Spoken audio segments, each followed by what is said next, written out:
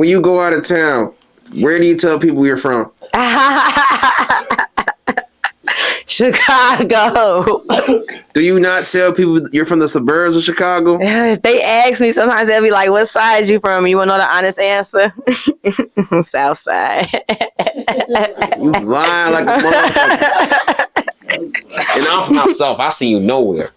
But outside of all that shit, though, the reason why I asked because apparently it's a thing.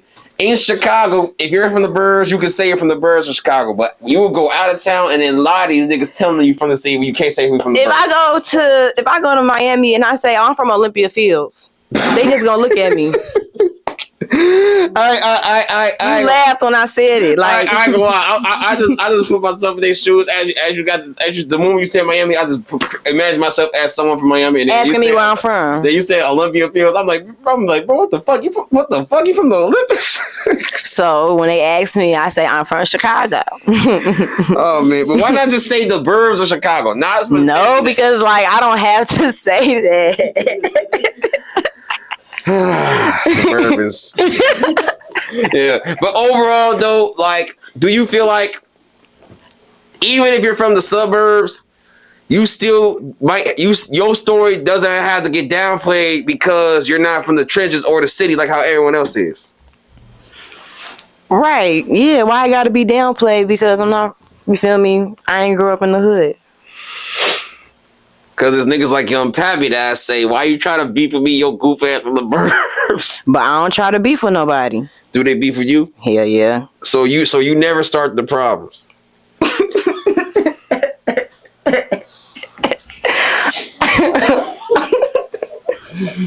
Sometimes I bring things on myself. so at least you can admit that it'd be your fault that some of this shit be happening, right? Hell yeah. Yeah. Not always. All right. But there is times where I bring things upon myself. Yeah. Oh, with that being said, I appreciate you taking accountability. And this is a message for anybody who calls themselves getting into it with me. You did that to yourself.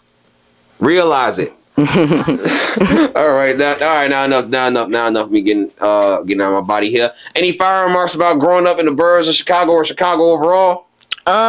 I love the burbs. I grew up like Olympia Fields right by Chicago Heights, Park Forest, Messon. So it's like that whole little area I didn't see change over time. And it's like the burbs low-key be turning into a ghost town at times. Like lately, like it's like a lot of shit are closed, but then it's like they'll open new shit. You know? It like okay, it used to be a mall right down the street. Word. That bitch closed a long time ago. It's not like a mall I would have kicked it in. It was a cool little mall. I don't remember when, like, and it was a Toys R Us, but they turned it into a furniture store. It was I ain't gonna lie, I missed that Toys R Us. I know what you're talking about.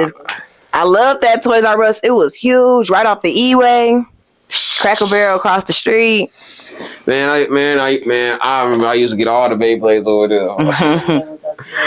You never went in there? It was a huge Toys R Us. It had the biggest Barbie section. But my mama like, I loved Barbies.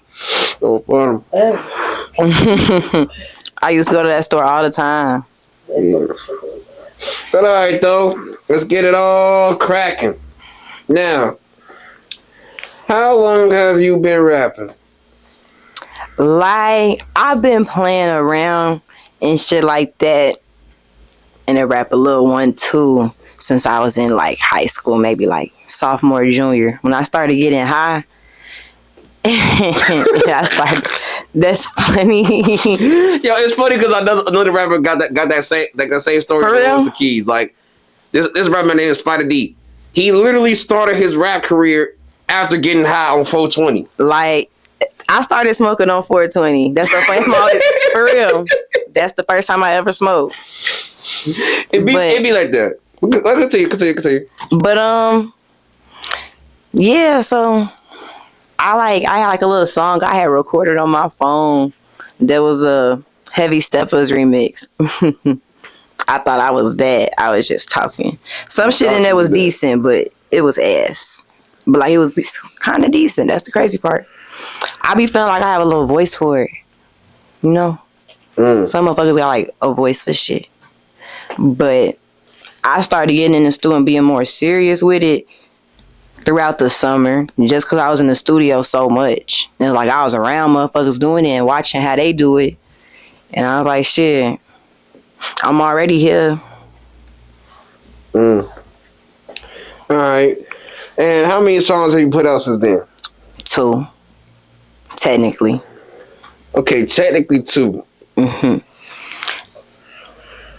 Go ahead, continue. I'm not. I was just gonna say why you like. I say technically just because I just put them on YouTube. Like I ain't put them on. You feel me? Okay. Nothing else yet. I gotta start doing that though. Well, you dropped one song last year, and somehow that one song made Chicago say you're one of the next female rappers with the most potential to blow in 2025. I mean, yeah, that's a nice little accolade. Okay. I know it's a lot of dumbass niggas in the comments. Please define that word accolade. Like, achievement. Okay. Now, what was your reaction when you first realized that? And just to be clear, you got voted. Like Chicago voted that you was going to be one of the top 10 female rappers to blow this year. So how did it feel? How did it feel when you noticed this accolade? It felt real good. It felt like the people was messing with me. They was fucking with me, and I just was grateful that they voted for me. It was nice. It was some haters that came with it for sure.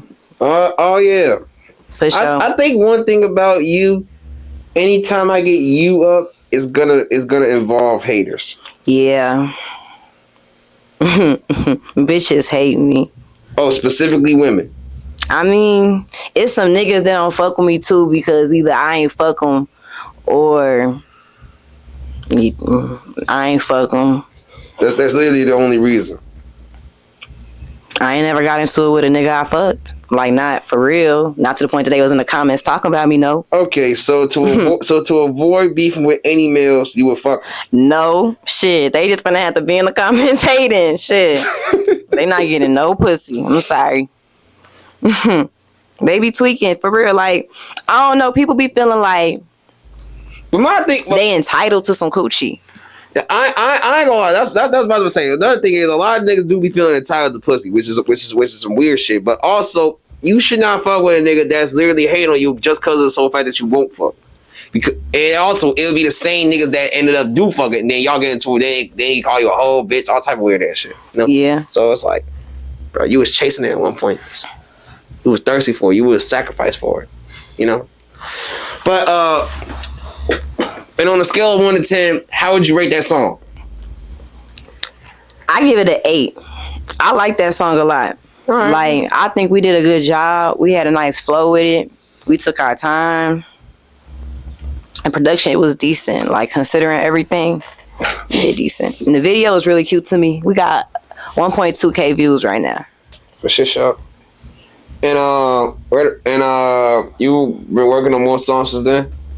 Yeah. I've been getting beats, but I be having writer's block. Like, you know, rappers be doing something called punching in. Yes, and that's what I be telling everybody. I'd rather do, like, let's just get in the studio and I could punch in and out.